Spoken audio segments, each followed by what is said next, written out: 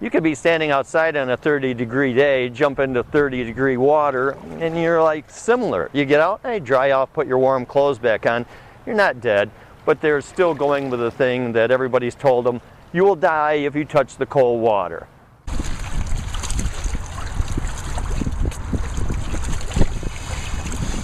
It's amazing. It is relaxing. You're alone, you're all by yourself, there's no walls to bump into like a regular swimming pool, and you just keep swimming as long as you feel like it.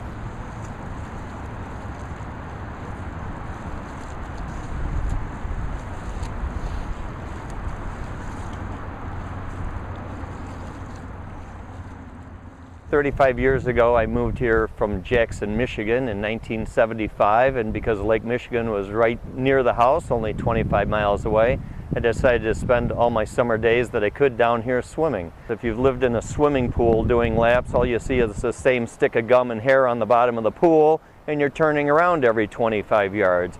Whereas in the lake, you can swim as many miles as you want to without turning around.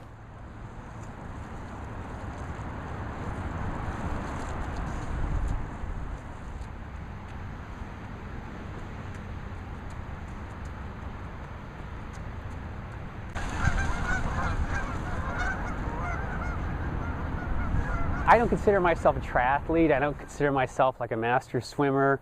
I'm an outdoor swimming enthusiast. I happen to do this because I think it's healthy, I think it's fun, I think it's adventurous.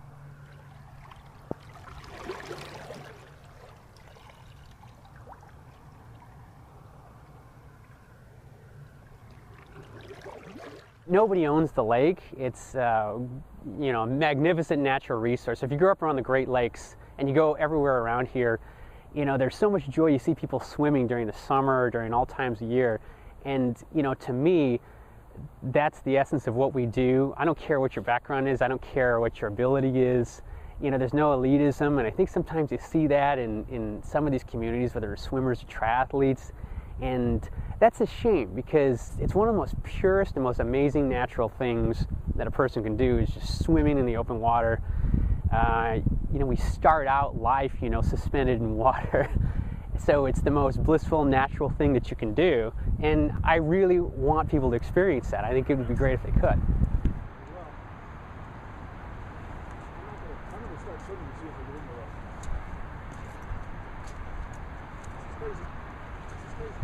I've been reading about his blog for 2 or 3 years now.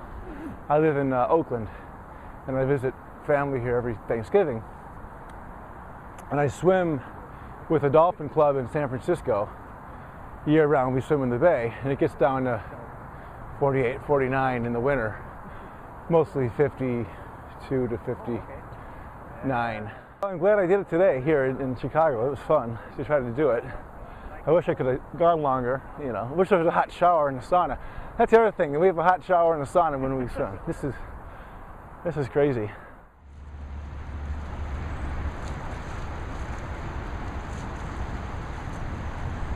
There's always this uncertainty when you leave the confines of what is safe and you go into an environment like that where your body, the human body, is interacting with temperature extremes, whether it's cold or hot or whatever, and then you've got this competitive thing. It's really tragic, it's unfortunate. I don't think it should deter anybody from doing it, whether it's on a competitive level or whether on a personal or social level. It's just one of those things. It was a perfect storm of events that unfortunately led to this tragedy. I don't think it's changed how me or anybody I know approaches the sport, but it's sad. It's really sad because he's a young guy and he had so much going for him.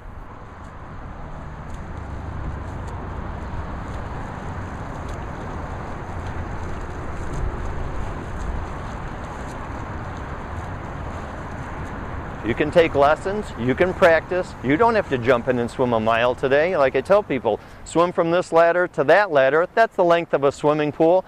Once you feel comfortable with that, you add to it.